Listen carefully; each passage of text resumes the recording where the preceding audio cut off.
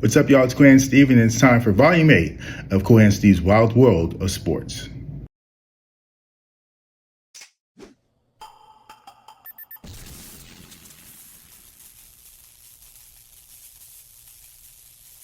So guys, first we're going to go ahead and start with something that's a little unconventional for Wild World of Sports, but like I say, it's the Wild World of Sports and not basketball, football, and baseball. So we're going to go ahead and start with the Winter Olympics, which are taking place in Milan, Italy on NBC. It's been taking place for the past, I'll say, week and a half, and we still got a little bit of time left, but the U.S. now has 11 gold medals. I don't know the exact medal count as of right now, but I know just an hour ago, U.S. won gold again. So it's 11 gold medals. That's the most in Winter Olympic history for the U.S. So great job by the American athletes there in Milan, Italy. It's been cool to see the different events, snowboarding, the different skiing events, figure skating. You have, the bobsled, I think it's the slalom, different events like that. Hockey, of course, is going on. There's just so many different cool events that's happening that we don't usually see on TV that much. So it's really cool to see all those different events. It kind of reminds me of when I played SSX Tricky, the video game on PlayStation 2 and PlayStation 3. Me and my sister, we would play that game a lot. So doing the snowboarding tricks and things like that. So it's really cool to see that. But the U.S. is doing well. There's some other countries that's doing well in those events. So check them out on NBC if you haven't. They're pretty much second place all day, just about every day. Like I said, I think we got about maybe a week left, somewhere around there. So check out the Winter Olympics if you haven't already. All right, so switching things over to the NBA, our bread and butter, and looking at the Eastern Conference. Detroit is still on top. They've been on top all year, and it looks like it's going to remain that way for the Pistons. And then, of course, you got the same teams that, we've been recapping are still on top. Detroit, obviously Detroit, then Boston, Toronto. You got the Clevelands, New Yorks. That's the top half of the East. And then you got teams, Philadelphia looks to be holding down the 6th spot. And then it's kind of a race for those play-in spots. The Charlottes, the Atlantas, Chicago, Miami. Those teams, Orlando, pretty much all the Southeast teams. So that's kind of going on there. The Pistons just absolutely dominated the Knicks the other night. What an impressive performance by Cade Cunningham. He had 42 points. 12, 13 assists, 8 rebounds. Just a spectacular performance. The Knicks couldn't do anything with him defensively. And it's very impressive when you consider they did without Isaiah Stewart, they did without Jalen Darryn, their front line. They're still suspended from that fight that happened with the Hornets last week. So a great effort by those guys. And I'm going to tell you guys like this. I'm not going to say that you heard it here first, because this is something that's really starting to gain steam over the last couple of days, if not maybe the last week since the All-Star game. But do not be surprised if you look at the end of the season and it's Cade Cunningham of the Detroit Pistons, the burgeoning superstar, that will be this year's NBA MVP.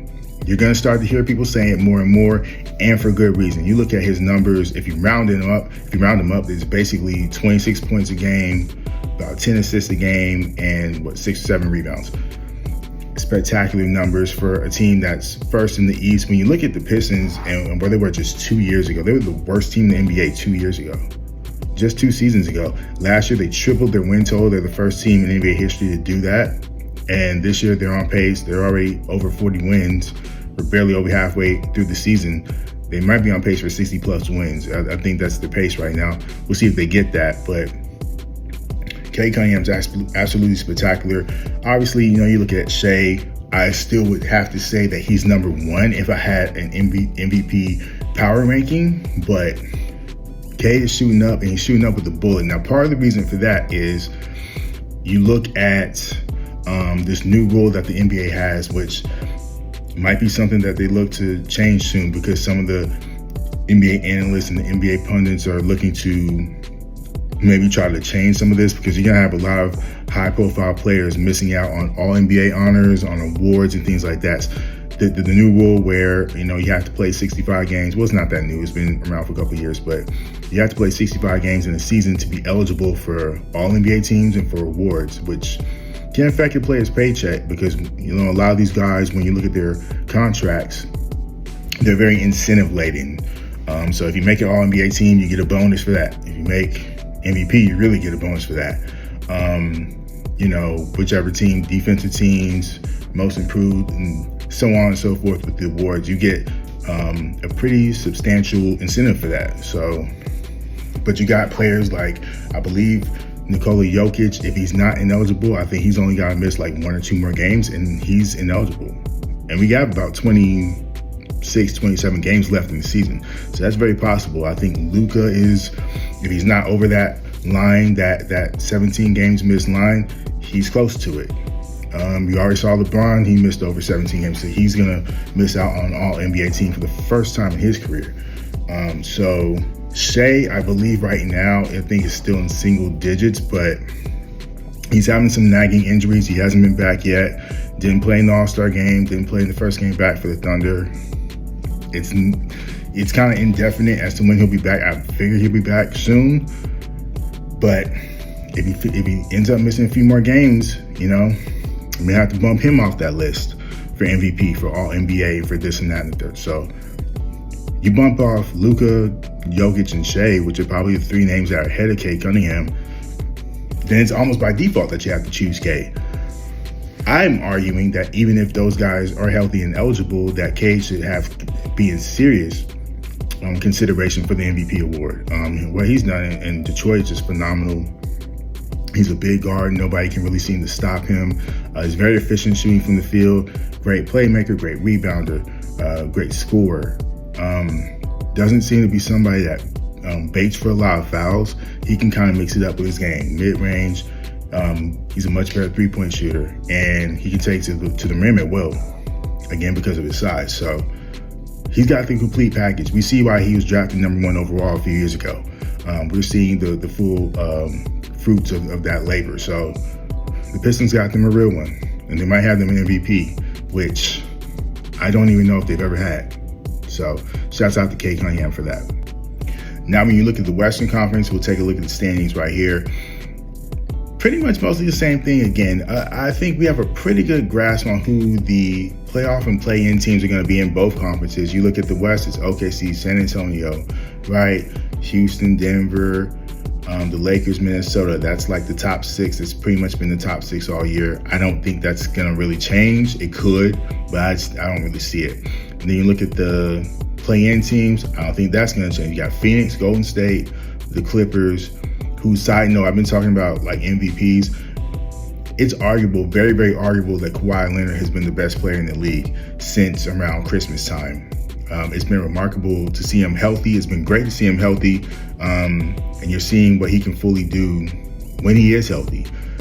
It's just unfortunate that the team and their record isn't following suit. They made obviously some big trades. Darius Garland, they got him from the Cavs. They traded away James Harden. They traded away Ivica Zubac. And they haven't gotten a whole lot in return yet because Darius Garland hasn't even played. So it looks like the Clippers are kind of stuck in that play-in atmosphere. But with a guy like Kawhi that's rolling and playing as well as he's playing, you're always going to have a chance. So the Clippers are 9th, and then you got the Portland Trail Blazers, they're kind of the young up-and-coming team that nobody really thought would be this good. They're kind of playing that role this year, and they're in the 10th spot. So that's kind of a recap of the West. That's pretty much where I see it going.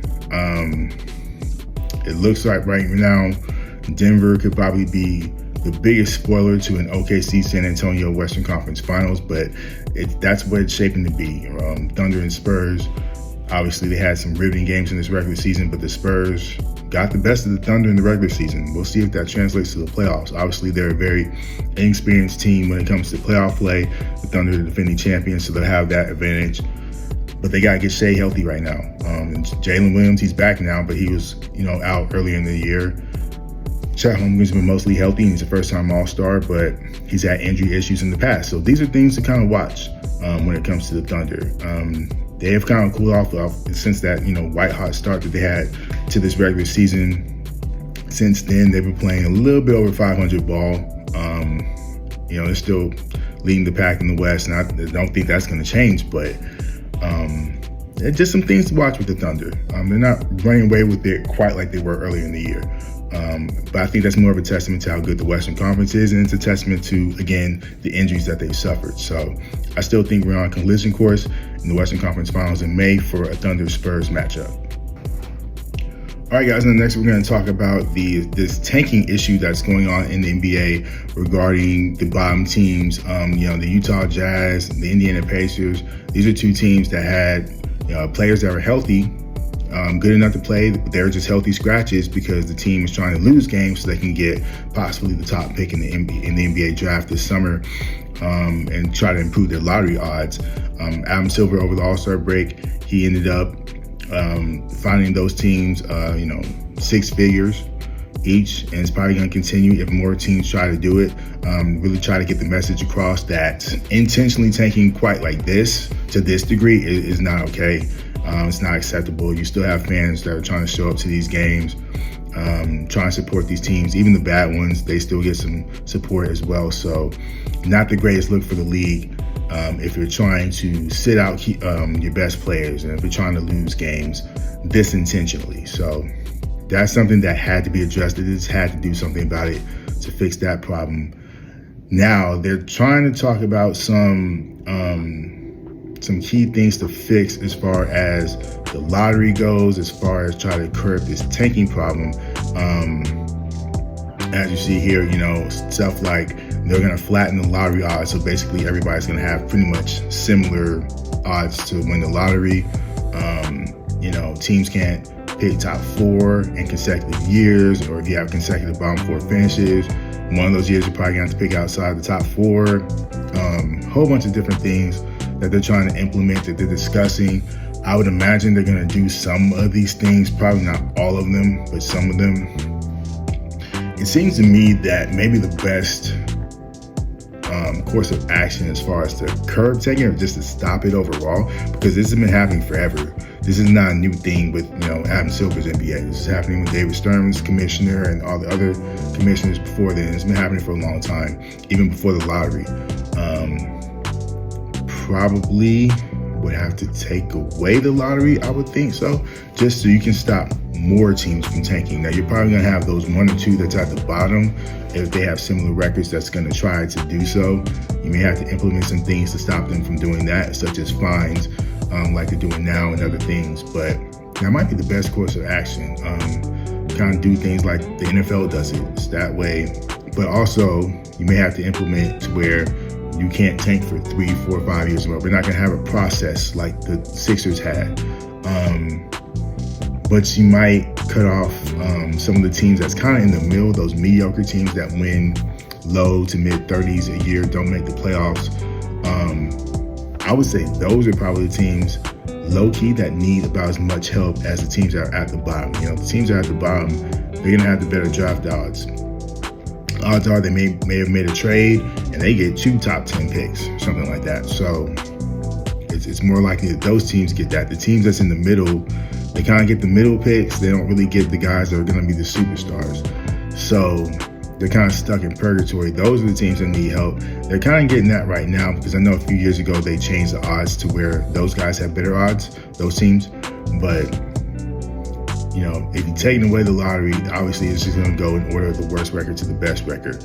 It'll be interesting to see how they implement that with the whole change of a team can't draft in the top 4 consecutive years. How would that work?